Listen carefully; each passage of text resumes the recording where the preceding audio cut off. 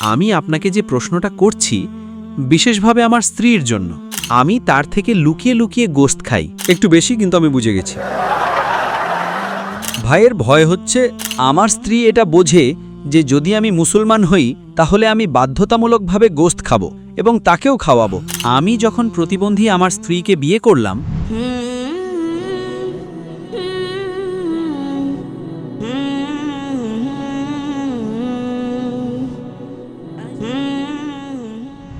আমার নাম মহেশ কদম, আর আমি চিতা ক্যাম্প ডি অঞ্চল থেকে এসেছি। তো আমার এই প্রশ্নটা জিজ্ঞেস করার আছে যে আজ থেকে 6 মাস আগের কথা।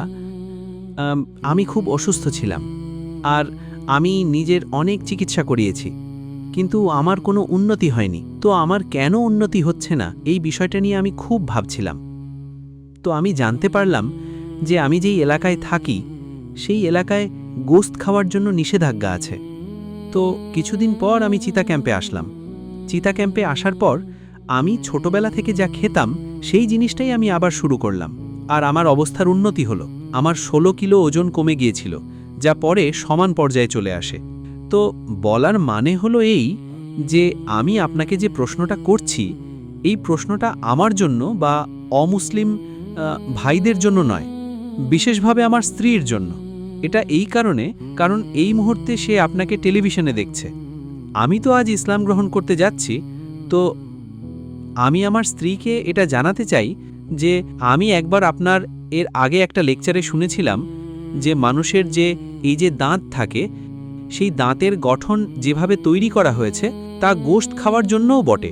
আর আমার বন্ধুরা আমাকে একটু আগেই বলল যে 2 দিন আগে আপনার লেকচারে আপনি বলেছিলেন ইসলাম আমাদেরকে এটা বলে না যে গোশতই খাও তুমি। বুঝেছেন? আপনি হয়তো গত পরশুদিন আমার বলেছিলেন যে গোশত দামি হয়ে গেছে, আপনি সবজিও খেতে পারেন। তো আমাকে এটা বলতে হবে আমি তার থেকে লুকিয়ে লুকিয়ে গোশত খাই, যা আমাকে যে কোনো অবস্থাতেই খেতে হয়, কারণ ওটাই আমার শরীরের সাথে সমতা বজায় রাখে। তো হ্যাঁ, কারণ আমি ওরকম ছোটবেলা থেকেই আমি ওরকমই। কিন্তু আমার স্ত্রী একজন প্রতিবন্ধী। আমার স্ত্রী আর আমি তাকে খুব ভালোবাসি, আর আমি চাই যে সেও যেন ইসলাম ধর্ম গ্রহণ করে আপনার কথা শুনে। আচ্ছা, দ্বিতীয় কথা হলো এই যে তাকে আপনি এটা বলুন যে সে ইসলাম ধর্ম গ্রহণ করছেন, তাই তার গোশত খাওয়া কোনো জরুরি নয়। আমি তো এখনো পর্যন্ত কখনো জবরদস্তি করিনি, আর ভবিষ্যতেও কখনো করবও না। তো আমার প্রশ্ন একটু বেশি হয়ে যাচ্ছে না তো? বুঝে গেছি আমি, ভাইসাব, বুঝে গেছি। একটু বেশি, কিন্তু আমি বুঝে গেছি। আমার অভ্যাস আছে লোকেদের প্রশ্ন শোনার, আর যত কঠিন প্রশ্ন তত আমার মজা লাগে। একদম। ভাইসাব বললেন যে তিনি এমন এক এলাকায় থাকতেন যেখানে লোকেরা গোশত খেত না। গোশত না খাওয়ার কারণে তিনি অসুস্থ হয়ে গিয়েছিলেন। তারপর চিতা ক্যাম্পে। গোশত খাওয়ার কারণে নয় স্যার, আসলে আমি অন্য জিনিসের কারণে দুর্বল হয়ে গিয়েছিলাম, কিন্তু আমার যে খাবার ছিল সেটা আমি সেখানে পাচ্ছিলাম না। হ্যাঁ, আমি ইনশাল্লাহ আমি উত্তরটা সম্পূর্ণ করব, তারপর আপনি পেয়ে যাবেন ইনশাল্লাহ। আমি আপনার প্রশ্নটি বুঝতে পেরেছি আর শুনেও ফেলেছি, আর আমি একজন চিকিৎসকও। হ্যাঁ, ঠিক। আমি ইসলাম আর তুলনামূলক ধর্মতত্ত্ব ছাড়াও একজন চিকিৎসকও। ভাই সাহেব অসুস্থ হয়ে পড়েছিলেন, আর গোশত না খাওয়ার কারণে পুনরায় সুস্থ হতে পারছিলেন না। যখন চিতা ক্যাম্পে আসলেন তখন গোশত খেতে লাগলেন আর সুস্থ হয়ে গেলেন, আর 16 কিলো ওজনও বেড়ে গেল তার। আর তার গোশত খাওয়ার অভ্যাস আছে ছোটবেলা থেকে, কারণ গোশতের ভেতর চিকিৎসা বিজ্ঞান আজ এটা বলে যে এটা পরিপূর্ণ খাবার।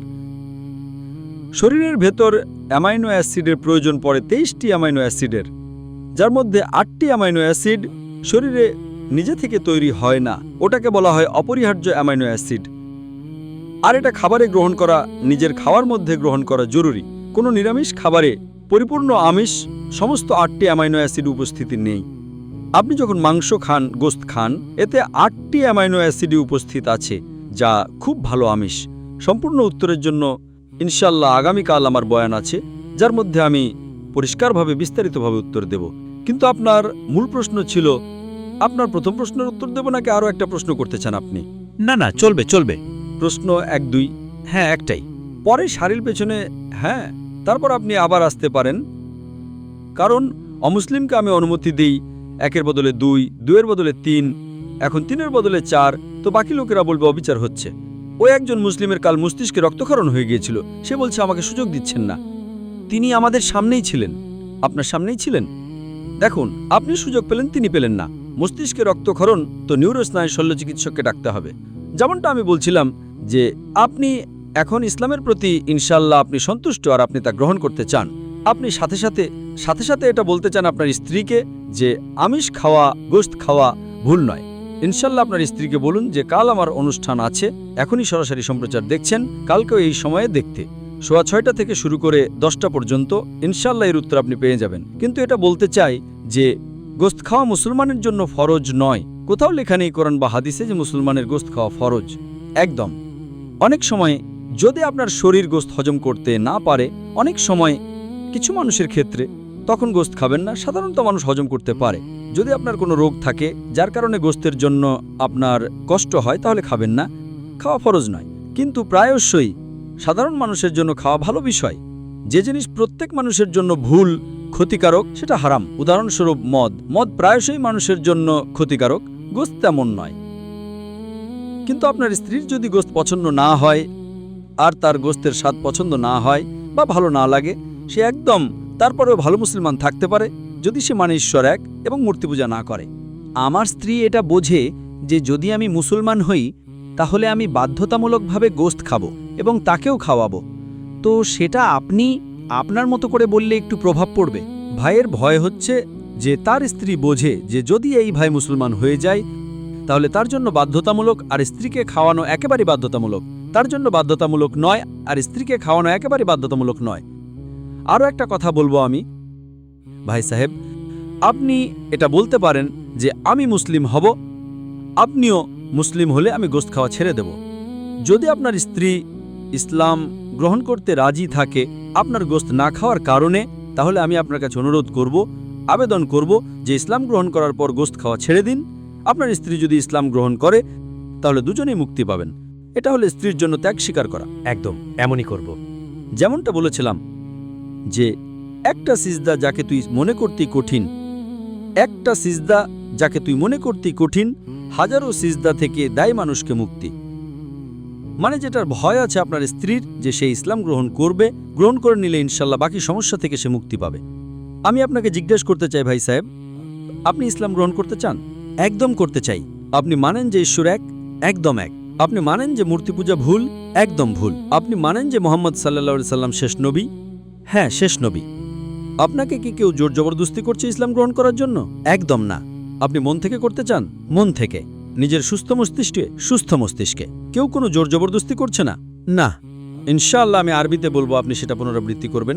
আশহাদু, আশহাদু আল্লাহ আল্লাহ, ইলাহা ইলাহা, ইল্লাল্লাহ ইল্লাল্লাহ, ওয়া আশহাদু আশহাদু, আন্না আন্না, মুহাম্মাদান মুহাম্মাদান, আবদুহু আবদুহু, ওয়া রাসূলুহু।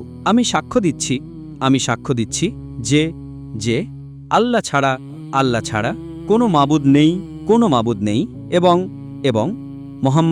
মুহাম্মদ সাল্লাল্লাহু আলাইহি ওয়াসাল্লাম তার নবী এবং বান্দা। মাশাআল্লাহ, আপনি মুসলমান হয়ে গেছেন। আমি দোয়া করি যে আল্লাহ আপনার কষ্ট দূর করেন, আর দোয়া করি যে আপনার স্ত্রীকেও যেন হেদায়েত দেন। হ্যাঁ স্যার, আমি কি বলছি যে আমার ছেলের নাম সচিন কদম। জি হ্যাঁ। আমি আমার নাম সাজিদ রাখছি, কিন্তু পদবিতে আমার কদমই রাখব, কারণ আমার বাবা খুব মহান মানুষ ছিলেন। খুব ভালো ভালো কথা বলতেন তিনি, আর আমাকে তিনি সেভাবেই বাঁচার জন্য শিখিয়েছেন। তিনি বলতেন যে জীবনের সবসময় নিজস্ব কায়দায় বাঁচা উচিত, আর জীবনের সত্য কায়দা হলো অন্যদের জন্য বাঁচা।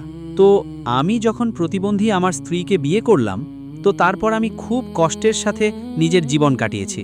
আমি চাই যে আজকের পর থেকে আমার জীবনে ফিরে যেন কষ্ট না আসে। আমি মুসলমান হচ্ছি, তো এর জন্য সব আমার মুসলমান ভাই আমার জন্য দোয়া করুন। ইনশাল্লাহ ভাই সাহেবের আবেদন আছে যে আমরা দোয়া করি তার জীবনে যেন কষ্ট না আসে। আপনি বললেন যে আপনার নাম সাজিদ রাখতে চান, আলহামদুলিল্লাহ, ভালো নাম। কদম আপনার পদবী কদম। সাধারণত ইসলামে পদবী পরিবর্তনের অনুমতি নেই, কারণ পদবী থেকে জানা যায় আপনার পরিবারের ব্যাপারে। আচ্ছা, তো আপনার পদবী সেটাই রাখা জরুরি। আচ্ছা। আপনি পরিবর্তন করতে চাইলেও পরিবর্তন করবেন না। আমার যে ছেলে আছে, ভাই সাহেব, আমি বলছি, ভাই সাহেব, বাকি লোকেরা আপনার পেছনে দাঁড়িয়ে আছে। হ্যাঁ, জি, আপনি চান আপনার কষ্ট দূর হোক, তাই তো দোয়া করার জন্য বলছি না লোকেদেরকে। আপনি প্রশ্নের পর প্রশ্ন করলে তো দোয়া করার সময়টাই দেবেন না। ঠিক কি না? সত্যি বলছেন। আমরা দোয়া করি যে আল্লাহ তাআলা আপনার জীবনকে সহজ করে দেন, কিন্তু এটা বলবো না যে কষ্ট যেন না আসে। এটা বলবো যে যেটা আপনার আখিরাতের পক্ষে হয়। আল্লাহ তাআলা আপনাকে এত কষ্ট কখনো দেবেন না যা আপনি বইতে পারবেন না। কোরআন মাজিদে আল্লাহ তাআলা বলেন সূরা বাকারাতে সূরা নম্বর 2 আয়াত নম্বর 286-তে যে আল্লাহ সুবহানাহু ওয়া তাআলা কোনো মানুষকে এত কষ্ট দেন না যা সে বইতে পারে না। আল্লাহ তাআলার ওয়াদা আছে। তারপরেও আমরা দোয়া করি, হে রব, আমাদের এত কষ্ট দিও না যে আমরা সহ্য করতে পারবো না, কারণ আমরা নিজের পায়ে কুড়াল মারি। আল্লাহ তাআলা কখনো কোনো মানুষকে এত মুসিবত দেন না, এত কষ্ট দেন না যা সে বইতে পারে না। কিন্তু মানুষ নিজের পায়ে কুড়াল মারে, নিজেকে এত কষ্টের মধ্যে ফেলে দেয় যে তাদের জন্য কঠিন হয়ে যায়। আল্লাহ তাআলা কখনো কোনো মানুষকে এত কষ্ট দেন না যা সে বইতে পারে না। আমি আল্লাহর কাছে দোয়া করব যে যদি কষ্ট আপনার জীবনে আসে, আপনি ইনশাআল্লাহ এই কষ্টে সফলতা পাবেন আর আখিরাতে আপনি এর সওয়াব পাবেন। আশা করি এটি প্রশ্নের উত্তর দেয়।